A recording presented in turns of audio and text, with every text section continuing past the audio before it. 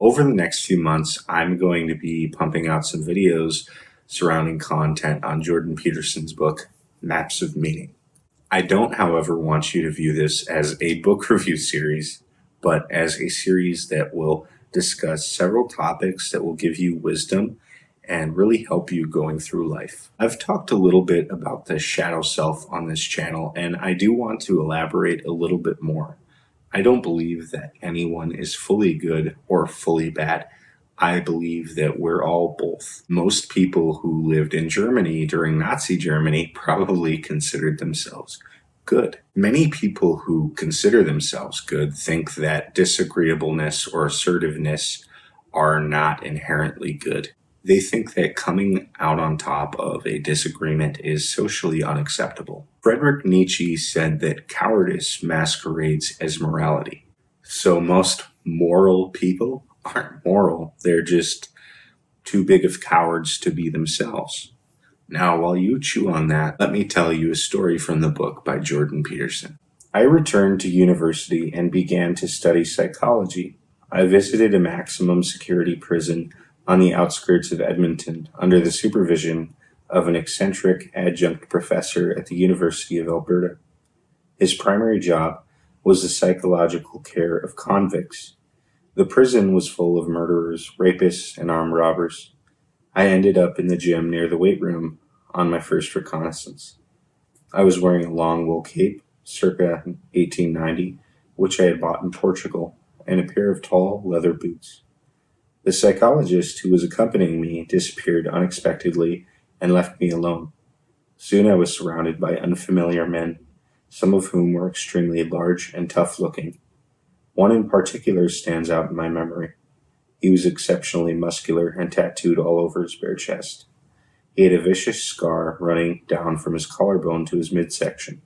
Maybe he had survived open heart surgery, or maybe it was an axe wound. The injury would have killed a lesser man. Anyway, someone like me. Some of the prisoners who weren't dressed particularly well offered to trade their clothes for mine. This did not strike me as a great bargain, but I wasn't sure how to refuse. Fate rescued me in the form of a short, skinny, bearded man. He said that the psychologist had sent him, and he asked me to accompany him. He was only one person, and many others much larger currently surrounded me and my cape. So I took him at his word. He led me outside the gym doors and into the prison yard, talking quietly but reasonably about something innocuous. I don't recall what, all the while.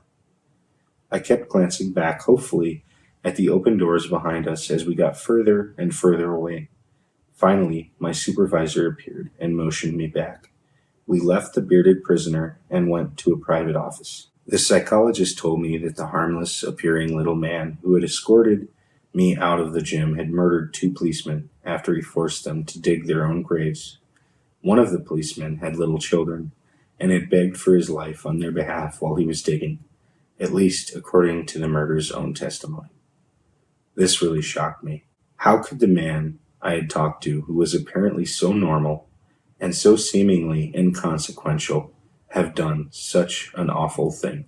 This story illustrates our topic of discussion extremely well. Bad people can be good, or at least appear good if it suits their needs. Many serial killers are said to be extremely charismatic.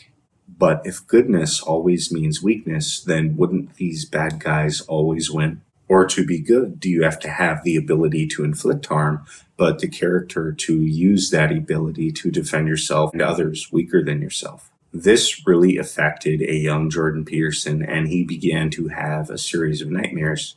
Now, being a psychologist student, he knew that dreams have significant meaning and began to read some of the major works of well-known psychologists like Sigmund Freud and Carl Jung.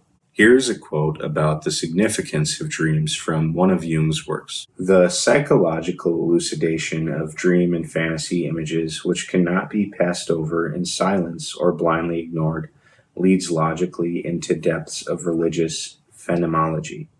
The history of religion in its wildest sense, including therefore mythology, folklore, and primitive psychology, is a treasure house of archetypal forms from which the doctor can help draw parallels and enlightening comparisons for the purpose of calming and clarifying a consciousness that is all at sea. It is absolutely necessary to supply these fantastic images that rise up so strange and threatening before the mind's eye with some kind of context so as to make them more intelligible. Experience has shown that the best way to do this is by means of comparative mythological material.